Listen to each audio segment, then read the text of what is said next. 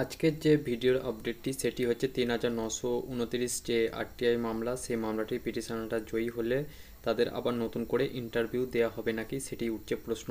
তো শুধুমাত্র পিটিশনারদের ভিত্তিতে নিয়োগ হবে নাকি জেনারেল হয়েও যারা নন ইনক্লুডেড ছিলেন সকলেকেই ইন্টারভিউ দিতে হবে কিনা সেই নিয়ে আজকের এই বিস্তারিত ভিডিওতে আলোচনা করব। এই বিষয়ে আলোচনা করা হবে, শেষ পর্যন্ত দেখবেন, তবে গুরুত্বপূর্ণ ইনফরমেশন পেয়ে যাবেন এই ভিডিওর মাধ্যমে। যে আপডেটটি সেটি বিস্তারিত যে ৩,৯২৯টি যে নিয়োগ ক্যান্ডিডেট আছেন তার মধ্যে অনেকে ডিএলএড ছাড়া প্যানেল বেরিয়েছে, সেইখানে কিন্তু চান্স পায়নি। রেগুলার ভিত্তিক ক্যান্ডিডেটও আছেন।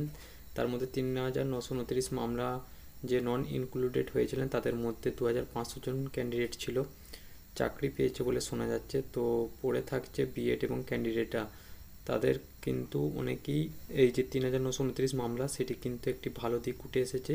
সুপ্রিম কোর্টের পক্ষ থেকে পিটিশনারদের দিক থেকে পর্ষদ প্রায় হেরেই গিয়েছে। দেখা গেলে গত 5 তারিখের শুনানিতে কিন্তু বিচারপতি অনিরুদ্ধ বোসের মন্তব্যে একটু পরিষ্কার হয়েছে যে উনি কি বলতে চেয়েছেন। 21 তারিখে মামলার ফাইনাল জাজমেন্ট হবে 21শে ফেব্রুয়ারি, কিন্তু সেই দিনকে পিটিশনারদের ভাগ্য খারাপ থাকায় 21 তারিখ এবং 22 তারিখ দুদিনই লিস্টেড থাকলেও মামলাটি অজ্ঞাত কারণবশত কিন্তু এজলাসে ওঠেনি। মামলাটি আবার 28 তারিখে লিস্টেড করা হয়েছে, তবে 28 তারিখে সেই মামলা ওঠার প্রবল চান্স রয়েছে। উঠবে বলে মুশকিল বলা হচ্ছিল, যেহেতু এতদিন ওঠেনি সেই কেসটি, তাই 28 তারিখে আবার ফাইনাল জাজমেন্ট হতে পারে এটি আশা রয়েছে।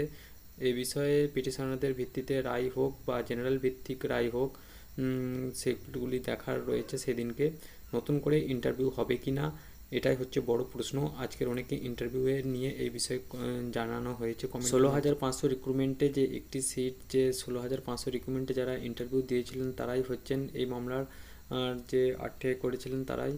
তার মধ্যে অর্থাৎ 16,500 রিক্রুটমেন্ট নোটিফিকেশান ছিল, তাদের রিক্রুটমেন্ট হয়েছে। পিটিশনারদের তরফ থেকে সন্দেহ ছিল যে আদৌ 16,500টা রিক্রুটমেন্টও হয়নি করতে সেই, এবং আরটিআই করার পর তার রিপোর্ট পাই, সেখানে কিন্তু দেখা যায় যে প্রায় 6,000-এর মতো সিট এখনও পর্যন্ত ফাঁকা থেকে গেছে। অর্থাৎ যত জনকে এখানে নিয়োগ করার প্রতিশ্রুতি দেওয়া হয়েছিল তারা কিন্তু প্রত্যেকটা চাকরি পায়নি। সেখানে সিট কিছু খালি রয়েছে, সেখানে আরটিআই মামলা যে করা হয়েছে সেখান থেকে জানা গেছে সেই তথ্য। মানিক ভট্টাচার্যের দুর্নীতির কারণে সেই সিটগুলো কিন্তু অজ্ঞাত কারণবশত এখনও কোনো খালি রয়ে গেছে। তাই মানিক ভট্টাচার্য এ বিষয়ে প্রশ্ন করা হলে তৎকালীন চেয়ারম্যান তিনি বারবার সেই বিষয়টিকে এড়িয়ে গেছেন। যদিও কোনো দুর্নীতি প্রমাণিত হলে শিক্ষা জগতে তিনি নাকি কোনো মুখ দেখাবেন না, এটি তার প্রতিশ্রুতি ছিল মানিক ভট্টাচার্যের। তো সে বিষয়ে এখনও পর্যন্ত যে 6,000 সিট বেরিয়ে আছে, বিচারপতি অভিজিৎ গঙ্গোপাধ্যায়ের এজলাসে মামলা হয়, সেই নিয়ে বিচারপতি গঙ্গোপাধ্যায় পিটিশনারদের সাথে পর্ষদের আধিকারিকের যে একটা সমাধানে আসতে বলেন। সেখানে 3,929টি সিট বেরিয়ে আসে সেই পর্ষদের সঙ্গে তত্ত্বাবধানে, এবং নিয়োগের অর্ডার কিন্তু হয়েছিল সুপ্রিম কোর্টের অর্ডারের আগেই।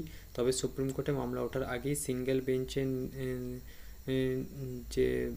বেঞ্চ এবং ডিভিশন বেঞ্চে নিয়োগ দেয়, কিন্তু পর্ষদ কোনো মতেই নিয়োগ দিতে চায় না। সেখানে সুপ্রিম কোর্টে তারা দ্বারস্থ হয়, এবং সুপ্রিম কোর্টে কিন্তু নতুন ইন্টারভিউ হবে কি না সেটা নিয়ে এখনও কিন্তু ফয়সালা আসেনি, তো আগামী দিনে আসতে চলেছে।